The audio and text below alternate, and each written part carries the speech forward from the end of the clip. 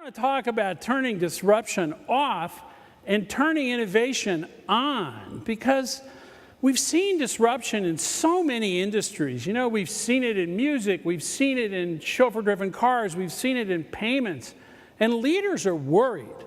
Leaders are worried about, can we keep up with the pace of change? And I don't know about you, but I get up in the morning and I feel like that guy in the rocket sled. You know, that guy whose face is just being peeled back by the forces of change? I mean, it's tough out there. And so I want to talk about who and what is likely to disrupt you, right? And more importantly, what can you do about it? What can we do about this disruption that's coming at us? And I want to do it in a framework of forces of disruption. So I'm going to talk about a whole bunch of technological forces of disruption that are coming at us right now. And I want to start with the basis of all this, which is connectivity, because connectivity underlies so much of disruption. The internet started for one thing, used for another, started to be the communications network during nuclear war, actually turned out to release information. Information found its freedom. Information is out there being beamed to us all the time, and we are empowered by that information. And we kind of forget that when the internet started, information only flowed one way. It was a tiny bit up and a little more back. And that's why the first page of Yahoo looked like this, and the first page of Travelocity looked like that. And there was another reason. Remember that? Yeah, it was just slow. But even so, that limited connectivity equaled great opportunity. The opportunity for disruption. Disrupted music and mapping and news and multifamily and travel. All disrupted by that little bit of communication.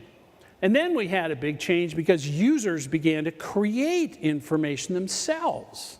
And that created a two-way street as we were sending information upline. Right? People started writing and selling and rating. My friend Rich Barton, who started Expedia and Zillow, says, if it can be rated, it will be rated, right? So buyers still share experiences, but no longer one-to-one over the backyard fence. Now it's one-to-many over the network on sites like TripAdvisor, where they have 140 million hotel reviews. Nobody goes anywhere without reading a review today. So that's changed the game, as has mobility, another source of data creation. 7 billion cell phones in the world, 5 billion of them internet connected. So we have 5 billion internet nodes that are constantly creating those trillions of tweets, a trillion images a year, posts, all these data being created in commerce. 50% of Priceline's bookings are mobile. If you're not in mobile, you're not in the game. It's another source of this two-way data.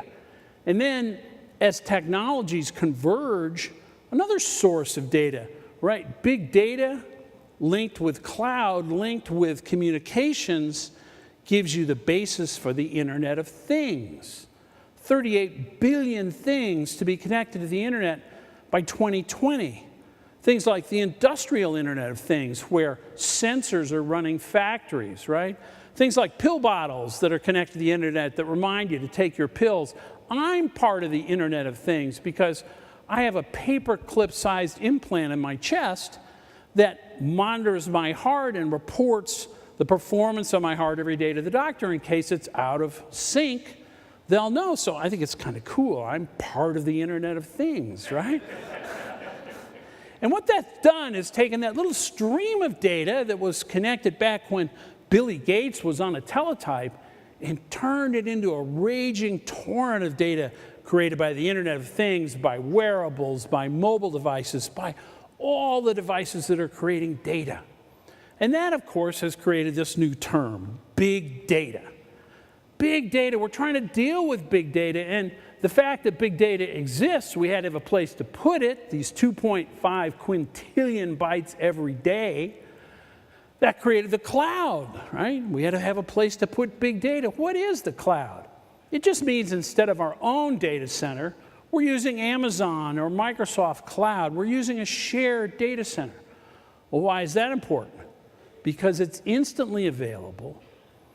infinitely scalable and insanely inexpensive. And it's easy. It's just drop dead easy to use the cloud. And that's why 2 guys and a dog in a startup have as much computing power as a Fortune 50 company. That's a huge disruptor. Now, we've also been looking at big data and said, how do we deal with this big data? How do we make sense out of it? And that's disruption by algorithm. Of course, revenue management based on algorithms. There are all kinds of new algorithms.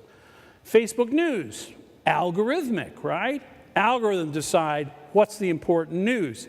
Half of the New York Stock Exchange, algorithmic trades. You're going to hear more about that, I understand, later in the conference. Blockchain, the basis of Bitcoin, but really a much more important algorithm that's changing the way we do contracts, will change the way we do leases. So algorithms are fueling disruption. If you put big data and mobility and cloud and connectivity together, you get the basis for robotics and the basis of drones. We saw some drones earlier.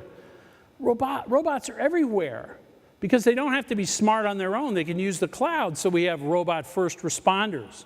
We have this robot that lets Johnny go to school when he's sick, right? He can just roll into class. We have the robots that are assembling Tesla. We have Connie, a robot, my new startup built for Hilton, that's a concierge. So robots are going to be a large disruptor. Well, let's go back to big data for a minute, because along with connectivity, it's driving disruption a lot. 90% of the world's data created in the last 3 years, 80% of that data is unstructured. It's blogs, it's audio, it's video, it's posts. It isn't readily utilized by standard computing. It doesn't fit in rows and columns. It's tough to deal with. So that complexity is another opportunity. The opportunity to simplify this complex data, to create systems of insight, systems where we can tease data out of these masses of data that we are collecting, right?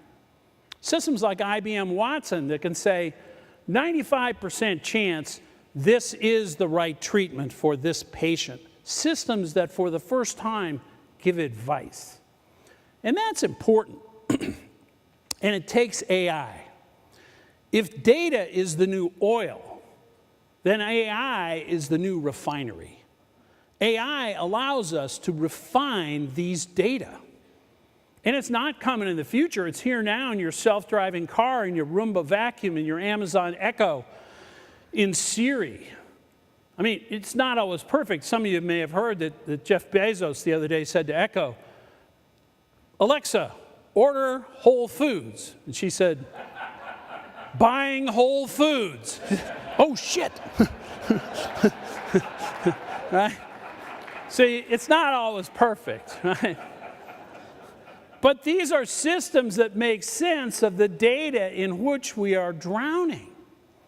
And I think AI is going to become the new UI. AI is going to change the user interface, just like Alexa has, right? Because it allows us to get richer input. So that means a chatbot. That means natural language search. That means gestures. That means wearables. And why is that important? Because it gives us insight into customer intent. We don't get intent in the standard little forms on the web today, but with these new products, we can get at what does the customer really want? And that leads to perfect selection. If we know the right intent, we can get to the right product. Search doesn't do that because search only gives us clues, right? If I say, what's the best hotel in Hawaii? Google says, there are 42 million answers. Would you like me to read them to you one by one? Search gives you clues, but we can get you to perfect selection by using AI and machine learning and neural networks and new algorithms. We can get to the perfect selection at the right moment. And, well, here's an example. So, and it could apply to multifamily. We've been talking about that this morning. This is from a large home rental company based in Austin, Texas. And they asked us to look at the user interface. Well, it's pretty simple. Austin, arrive, depart, how many people? You can't ask very much. And we said, well, if you just added a little natural language, somebody could say 2-bedroom home near downtown with a great yard. And they said, yeah, but our search wouldn't even find that. We said, well, give it to us. So we read in every single review, and they have 15 million of them, and every single image, and they have 20 million of them. And we used AI, so not only can we find a 2-bedroom home near downtown with a great yard, but when the customer shows up, we're not going to show the inside. We're going to show a picture of the great yard, and we're going to add a review that says great backyard. So we can redecorate that home on the fly, providing perfect output and therefore greater conversion. It's a lot of change. And if you don't like change, you're going to like irrelevance even less. So get ready for more change, because it isn't just about change in technology, it's new business models. So let me show you some of the new business models. This is the traditional business model. Uber looked at this and said, well, look, we can change this. We don't want to own cars, license cars, service cars. The market enforces our brand. Drivers find us. So we're just going to find clients, set prices, dispatch, bill and collect, add some software, and become the biggest limo company in the world. Airbnb, same thing. Oh, hotels find us. We're not going to provide security, hire staff, manage the property, not going to set prices. We're just going to do these 4 things, add some great software, and become the biggest hotel company on earth. These companies are about less capital and more speed. Big change. So what are we going to do? We're going to hide from change? Are we going to try to hold it back? Probably not a good idea. What's the new model? We all have to be looking for the new business model that supplants the old one. We have to think about how to turn disruption off. Now, I'm writing a book about this, and I only have 5 minutes left, so I'm going to just give you 3 ideas. First of all, risk. In this new world, we simply have to accept risk. So I started my career as a receptionist in a travel agency 45 years ago. 6 months in, my manager said, let's go do a startup. And you might think that was a big risk, but that was a small risk. I was 21, I lived in an apartment, I was only making a little bit of money anyway, I was single, not a big risk. Later, I went to work for American Airlines, spent 18 years climbing the ladder to CIO. I had a big house, a big mortgage, a big family, a big salary, and I decided to take a huge risk. I said, you know that little department we have, that online company? I want to take that over. It's 10 people. Turn it into Travelocity, took it public for $1.2 billion. Big risk, big reward. Then I took another risk. I had dinner with the former head of Orbitz and the former head of Expedia, and we did the traditional dinner in a napkin, and we thought up Kayak.com. 8 years later, we sold it for $1.8 billion. Small risk, big reward. Now I'm all in again with my time and my treasure. I've got a new startup. And people say, Terry, do you need to do another startup? I said, no, man, I'm on Medicare. I don't have to do a startup. I'm old. I want to do another startup. Take the first risk, but mitigate it. We all can do ABCD testing. 20% of what you see at Kayak every day is a test, right? Just build prototypes. Take small risks. Get big rewards. If you don't take risk, you're not moving forward. And learn to make better decisions. Everybody's envious of Silicon Valley. They make decisions so very quickly. But in corporations, decisions are made in the pinball machine. You launch your idea, and IT has some questions, and marketing has some more. You're getting a little tired. Then, service might have some things, and manufacturing, you say, I don't know, I'm going to keep going here. And if you do that, they bring out the big guns because it's time for finance and legal. Game over, right?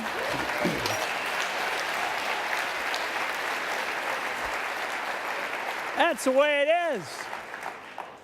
You have to move from being Dr. No and closing the door to being yes and getting that idea over the finish line. You can make better ideas than those 2 guys in Silicon Valley. Collectively, you are smarter. But you have to say yes and not no. You have to say, how do we do this? Instead of how do we stop this? And finally, are you chained to an old model?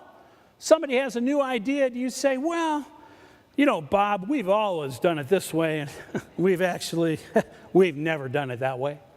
What happens when you say that? The air goes out of the room. You'll never get an idea from Bob again.